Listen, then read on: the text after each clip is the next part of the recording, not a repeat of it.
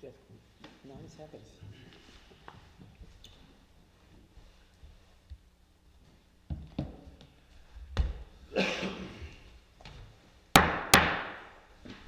The Board of Adjustment for the Town of Ocean View is now in session.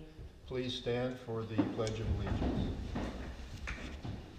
I pledge allegiance to the flag of the United States of America and to the republic for which it stands, one nation, under God, indivisible, with liberty and justice for all. Well, good afternoon, everyone. Before we move on to our new business, I'd like a motion to approve the agenda for today's meeting. I make the motion. Second. All in favor? Aye. Aye. Aye. I'd also like a motion to approve the minutes of our meeting of December 18th, 2025. I make the motion. I second it. All in favor? Aye. Aye. We have one item of new business on the agenda for today's meeting, and that's an application for variance V-464 involving the property at 5 Captain's Court. Mr. Simino, are you going to do the overview of the... Mr. Lover will. Okay. Ready? Good. Go ahead. Good afternoon, everyone. We have had the opportunity to review the application V-464. The property owners wish to construct a detached garage to a height of 25 feet 9 inches. The maximum allowable height for detached accessory structures as established in Article 5, Section 140-32 of the Town Code is 14 feet. The proposed garage will exceed the maximum allowable height by 11 feet 9 inches. A variance is outlined in Article 17, Section 140-108 with the following definition. A variance is relief from the strict application of the provisions of this chapter when, owing to special conditions or exceptional situations, a literal interpretation of this chapter will result in exceptional practical difficulties to the property owner. Article 17, Section 140-108G lists the required findings for the granting of a variance. G, required findings. Pursuant to Title 22, Section 327 of the Delaware Code and applicable law, the Board of Adjustment shall determine whether each variance application meets the following criteria. The variance relates to a specific parcel of land, and the hardship is not shared generally by other properties in the same zoning district and vicinity. 2, the variance can be granted without substantial detriment to the public good. 3, the benefits from granting the variance would substantially outweigh any detriment. 4, approval of the variance would not substantially impair the intent and purposes of the comprehensive plan or this chapter. And 5, all requirements for the granting of a variance under Delaware law. Having reviewed the application, the department has the following comments. Maybe. The department is in receipt of 3 letters from adjacent property owners in support of the application. I'd like to note that after these comments were written, we received a 4th letter also supporting the application. Given the location of the structure on the lot, the support of the neighbors, and the character of the existing community, the department does not object to the variance request. Should the board choose to grant the variance, the department recommends including a condition that no second floor be permitted to be constructed within the structure. Thank you. Before we move further with discussion, I think, are there a couple of administrative items we need to take care of? For the record, that the property was posted, that neighbors were informed, and the proper notification published in the local newspaper. Yes. They were all done. And the notice was put on the property itself, right? So- Yes. In fact, we have a picture of the sign on the property in the file here. Thank you, Mr. Lober. Who is going to speak for the applicants? Good We afternoon. need to swear you in. Okay. Good afternoon, sir. I can do it right here. Do you swear or affirm that the testimony you're about to give will be the truth? I do. Thank you very much. Good afternoon, board. Thank Good you for afternoon. taking your time to hear our variance. My name is Mark Fitzgerald. I'm the owner of Canal Front Builders. I've been hired by Hugh and Audra Jones, the property owners, to build a house for them. They purchased the property this time spring last year, and they came to us after purchasing the property and kind of expressed what they were looking to build. Once we started through the design process, or a design build firm, we realized some of the challenges we had with this lot, in that it's irregular shaped. It's a cul-de-sac lot, which usually a little pie shaped. This one's even a little worse because it's narrow. So even though it was a half acre, it's narrow at the front, pushing the building envelope back, and then also 2 sidelines. So it's an irregular shaped lot, which kind of created some challenges. We eventually, through the design process, got to the point where we realized the best scenario would be a detached garage. That's where we realized that late in the game, unfortunately, that there was a 14-foot restriction where if it was attached, we could be at 42 feet, same as the structure. So that came out pretty late in the game, actually in early December. But ultimately, the clients are avid car collectors, so they have historic classic cars is kind of one of his hobbies, and it's a passion. So they truly purchased the property with the goal of, they currently had a house, had a garage across town, another garage across town, with the goal of trying to contain everything on one property, and that's why they purchased it. And as we've expressed in our application, it's an irregular shaped lot. It's truly a garage. There is no intent to have habitable space in there. That was one of the questions we had. It's kind of, how did the 14-foot? What's the history of the 14-foot? Because we're kind of surprised at how restrictive that is. And every township's different, we recognize. And it was explained to us that it stemmed a lot from trying to prevent people from creating storage spaces above that could eventually be turned into habitable spaces, and creates different challenges, whether it be fire or whatever. So the intent with this garage and the design of this garage is it's not usable space. We currently have a design where it's a scuttle hole in the attic to get to some flat trusses that are storage. I'm sure if it came down to it, the client, if push come to shove, I'm sure they would feel comfortable, and we could go to a traditional truss where it'd be obvious. There's no storage above at all. There's no space at all above the garage, because that's the intent, is to use, is for him to use the garage for that. And the storage was just some extra storage space. There was it's not easy access. It was literally just a scuttle hole into the attic of the garage. So I think we're open for discussion on that portion of putting in, versus an open truss. We could always go to a web truss where it's pretty obvious it's never going to be used for any kind of storage or anything. Outside of that, we came down with this design, and the reason it is where, from the beginning, they weren't looking to do the cheap way of building this garage. They weren't going to do a pole building. They didn't intend to do, metal manufactured building. They wanted to do something that blended with the house for themselves and for their neighbors.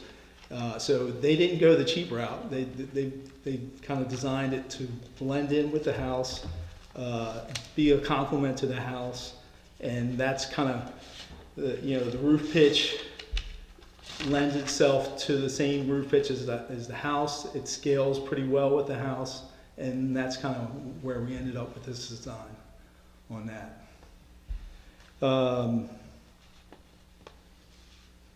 As mentioned, we've received letters of support from all three of the houses, the current residents in Captain's Court, as well as one came in late on the backing to the Savage Lane as well. Sorry about that.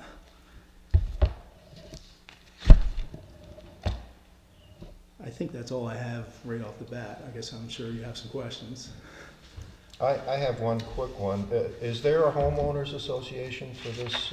I've been told no. I've asked that question numerous times and have been told there is no homeowners association. Okay, because normally we would have an approval from the HOA Okay. also. Okay. And has any construction actually begun yet? No, this is, we're in kind of design, we're ready to go, but we, honestly, the 14-foot thing didn't come to us till the final site plan we got. There was a little note at the bottom that our site surveyor added and said, by the way, detached structure, 14 feet, and that's kind of what caught us off guard and got us to where we are today. Okay. So your preferred, the attic, as it would be preferred to be designed, would be open? So the way we currently, he had requested through a scuttle hole, it's a 12-foot ceiling, that we were designing a certain portion of those trusses to be open where we'd lay some plywood on the floor and it would be storage. That's how it's currently designed. If push come to shove, I mean, there's no easy access at 12 feet and, Right. No steps. The garage is important to him. I think the storage is important to him, but, if getting this through meant, I don't know, prices you have any feeling, this is their son, they're down in Florida, but, how strongly do you think your dad feels on the garage storage, the attic, floor? Overall, it's not the necessity of the open space above. The necessity of the purpose of the garage is, one, the height is matching the roof pitch and the line of that. That's really the architectural space of that's yielding above the 14 feet. The reason why it needs to be so high on the interior side is he has a stacker to put more than one vehicle under each other to store them. So that's really the procuring cause of why he wanted it that way. So his interior ceiling height is 12 feet. Yeah. If you're going to speak, you need to come up to the microphone so that we can pick you up for He those, needs to be Understood. sworn in. and you need to be sworn. And could you also state your name for the record, and then I'll swear you in? Price Jones, And do you swear affirm that the testimony you're about to give will be the truth? I do. Thank you. And could you repeat what? Yeah, what you yeah, said? absolutely. Thank So you. no, the purpose of why the design of the way it was is one, to obviously match the elevation appear factor of the higher roof line with the house. The necessity of what's above the actual ceiling space is not a importance to him. The height of the reason why on the interior side is because of the stacker that he has to be able to store more than one vehicle in one bay. So the importance of, and everyone's concern of potential fire hazard and potential spaces above that is an easy change if it needs to be resolved in a different way for you guys. Thank you. Yep. The file contains a presentation from one of the neighbors concerned about the removal of trees on the property. That's not an item officially before us, but for the record, I'm wondering if you can at least address that. Are there plans to preserve the property? So we just got that letter the other day, and that was one of the letters of support, but yes, they had some concerns on the trees. There's some trees along the Savage Lane that creates a little bit of privacy right now. It's mainly pines.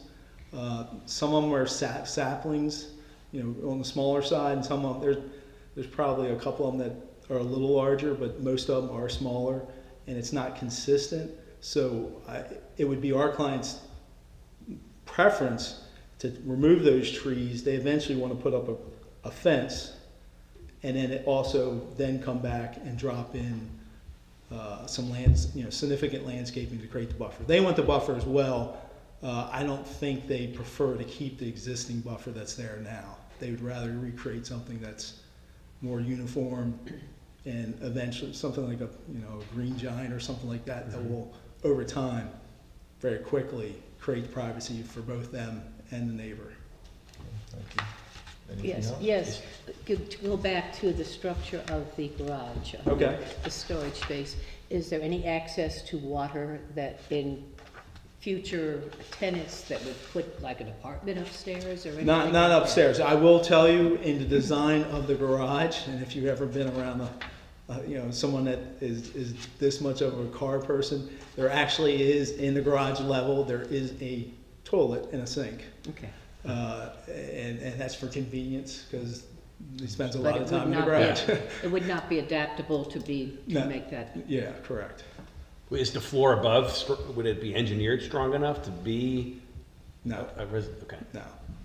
It's currently just, so they usually, on a normal structure, they'll web all the trusses and there's no design, and then sometimes you define an area and set it up for storage floor. That's kind of how it is currently. Okay. But again, the most, that was a minor, that's not what's most important to our clients. It's the 12-foot ceiling is what starts everything, and everything below is what's important to him. Really, everything that space above is just architecturally trying to blend in with the existing house structure. Is the garage taller or shorter than the existing house? Well, it's not an existing house. So the house is going to be new as well. So yeah. So this is a new build altogether, both the house and garage. Okay.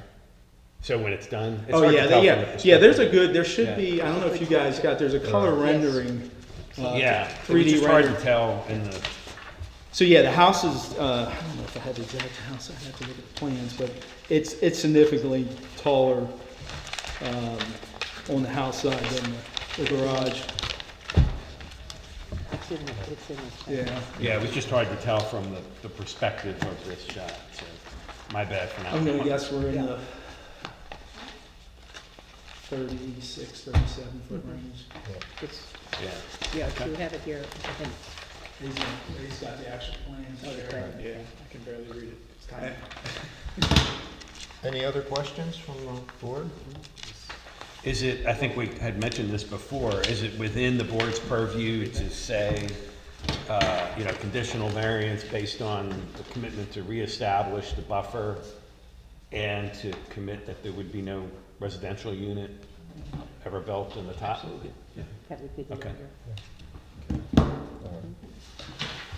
Thank you. I'll open it for public comment now. Is there any member of the public who would like to speak concerning the variance request? Sir? Okay. Anything else? Not that Yeah, Well, let me call for a motion then. all right. Alec? a second? I didn't make the motion Oh, yet. okay, sorry, I thought you just did. I'll make the motion. Go ahead. Call for vote. Second. Second? I will just state for the record that having looked at the drawings, and particularly the shape of the lot, which is something that I've never seen anything quite like that before, I would say that the shape of the property does create an exceptional difficulty. And I think therefore that the requirements for approval of a variance are met, and I will say, I'll call for the vote. All in favor? Approval? I think Wait. each person should put on the record Oh, why okay. they're voting for it. Yes. All right. And sorry to interrupt, but are we gonna have a motion that includes the conditions? Yes. I didn't That hear would that be, yeah, verbalized. that would be my preference. Okay. is to- yeah. So I think somebody needs to make that motion. So Okay. I'll make a motion that we include requirement that the second floor never become a residence and, That the buffer be the buffer reestablished. be, I would say reestablished is fine. If there's scrub trees or something, and it would really be beneficial to make something even aesthetically more pleasing with green giants or some other new, kind of uniform tree that makes sense to me, if everybody agrees. I'll second the motion. You'll second that motion? Yes. All right. I'll take the vote. All in favor? Aye. The variance application is approved. Thank you. Thank you very much. Thank you for your time. There being no other business before the board, can I have a motion to adjourn? I motion to adjourn. Second it? All in favor? Aye. Aye. The meeting is adjourned. Thank you, everyone.